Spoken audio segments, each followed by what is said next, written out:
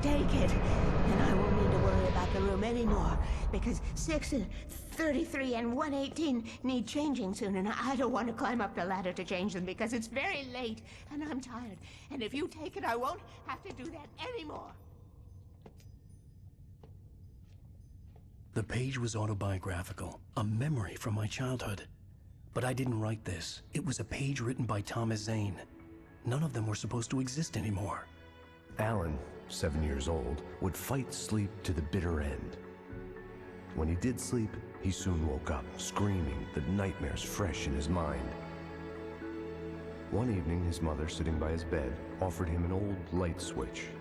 She called it the clicker, and flicking the switch would turn on a magical light that would drive the beast away. To imbue the talisman with all possible power, she added that it had been given to her by Alan's father. Alan never knew him, and anything of his took on mythical proportions in his mind. With the clicker firmly in his hand, Alan finally slept like a baby. Now, almost 30 years later, Alan thought of this as he stood on the rim of Cauldron Lake, the clicker in his hand.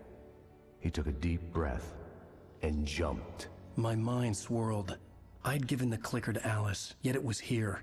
Zane had written it into existence, in a story I had written. I can get to her now. I can finish this.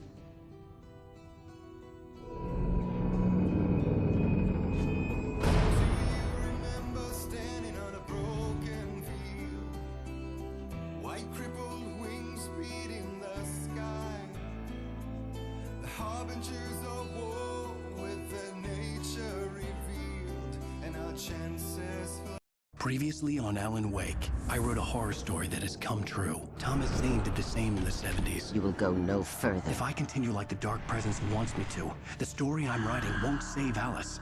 It's a horror story. No one will survive. You knew Zane! Thomas Zane! You're the Lady of the Light in the song! He left something behind to help me. The clicker. Alan thought of this as he stood on the rim of Cauldron Lake, the clicker in his hand. He took a deep breath and jumped. I can get to her now. I can finish this.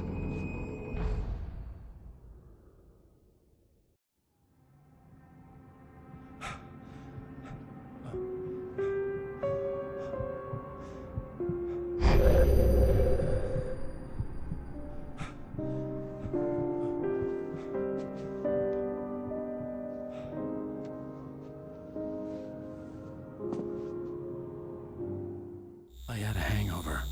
My head was about to explode and the light hurt my eyes. I needed my sunglasses and painkillers to dull the pain. In one of my finer moments of self-deception, I swore to quit drinking.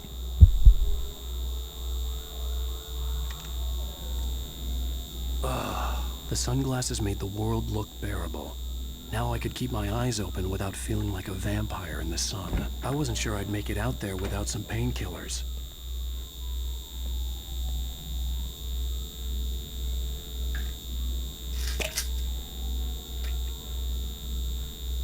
The pills worked fast. The prospect of being awake started to seem bearable again.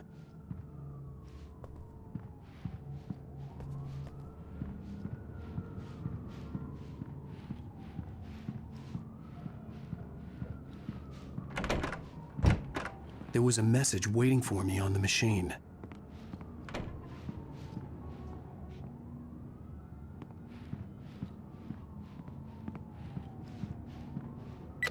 You have one new message. Al! Are you still asleep?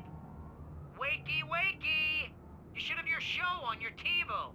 If Alice wasn't too mad to record it. And she called me earlier and really chewed me out. Yeah, we went a little overboard last night. But parties are a part of this business. Al, look, I'm saying this as your friend. She's not doing your career any favors by trying to run your life like that, okay? I'll talk to you later, Al. Watch the show!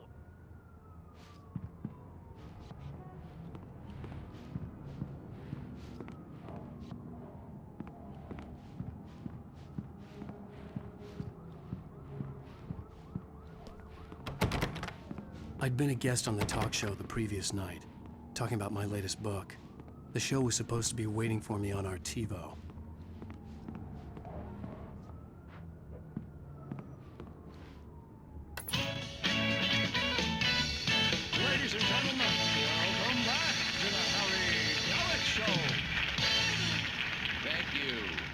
everybody.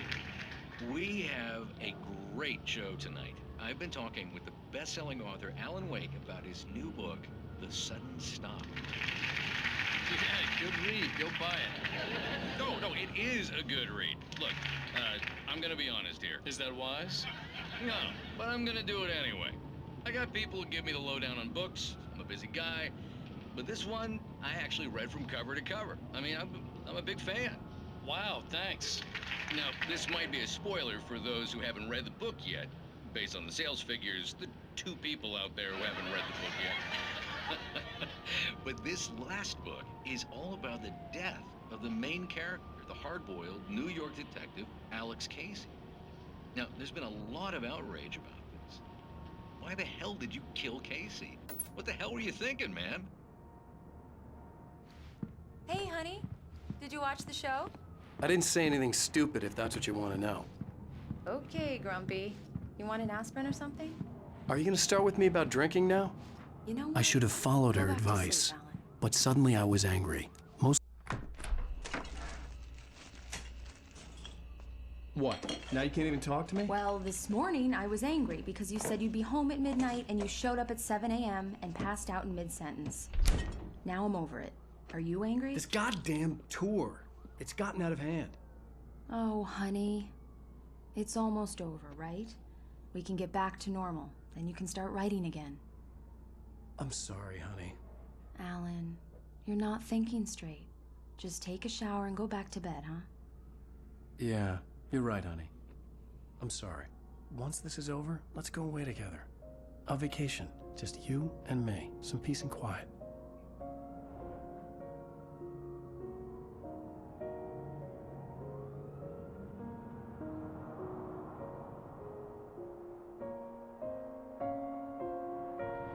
Somehow, the clicker was the key to the cabin.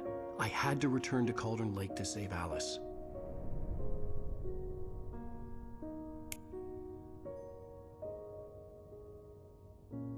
I'm going back to the lake to finish this.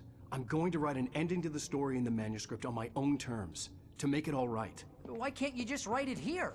The last page is still in the typewriter. I need to read it first. Everything needs to be just right. Zane tried to cut some corners, and it didn't end well. Okay, ready when you are. I'm sorry, Sarah, but I need to do this alone. Barry, take her gun. Miss Weaver, close the door when I leave.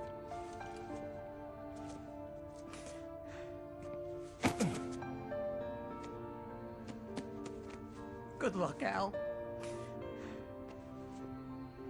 See you later.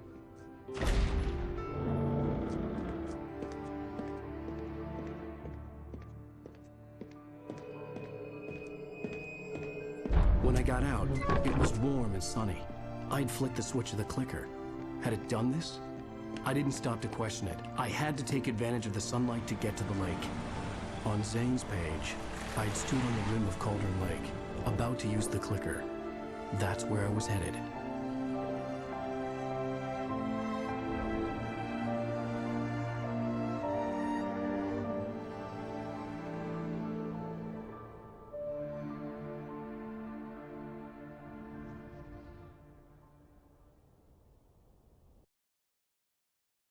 Alone, in daylight, surrounded by the beauty of the Pacific Northwest landscape. It was hard not to let doubt creep in one last time. I could still chalk everything up to a dream, a delusion. I had enough imagination to make up something like this, having been in the cabin all this time, trapped in a story inside my head, gone mad from grief over Alice's death.